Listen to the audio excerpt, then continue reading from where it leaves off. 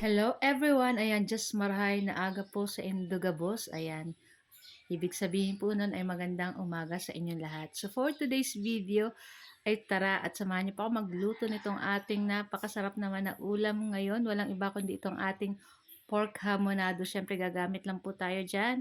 Siyempre itong ating pork liempo ang ating gagamitin para masarap po yung medyo may taba-taba.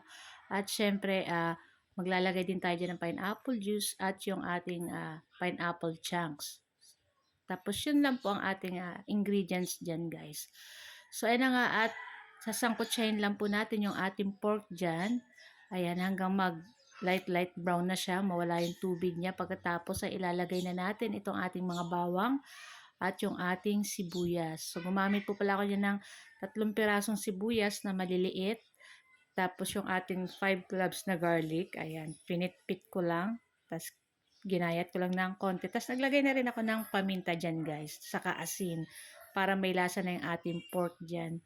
Tapos naglagay na rin po ako ng 4 na dahon ng laurel. Tapos yung ating pineapple juice at yung ating sabaw ng ating pineapple chunks nilagay ko na din. Tapos naglagay rin tayo ng 1/2 na cup ng soy sauce or toyo. Tapos ayan,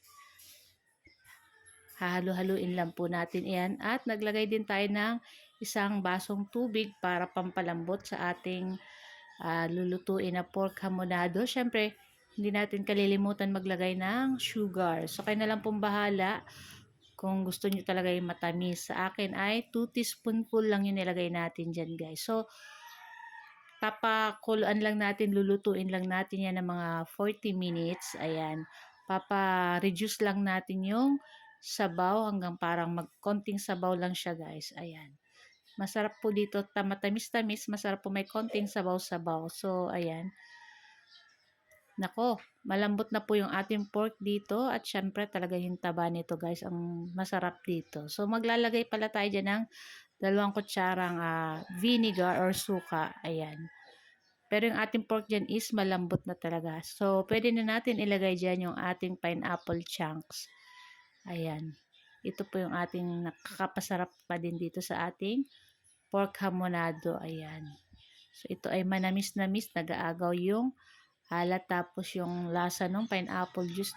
Try nyo na tong ganitong luto guys. Ayan. Napakasimple lang naman ito guys. At syempre, napakasarap. Kaya magugustuhan na naman ito ng aking 3 sons. Pag mga ganitong ulam guys, nakusahan nyo, kulang ang 2 kalderong kanin, charot. So, ayun na nga, at luto na rin to guys. So, pwede na natin i-transfer sa ating plato at ready na rin po kaming kumain. Ayan.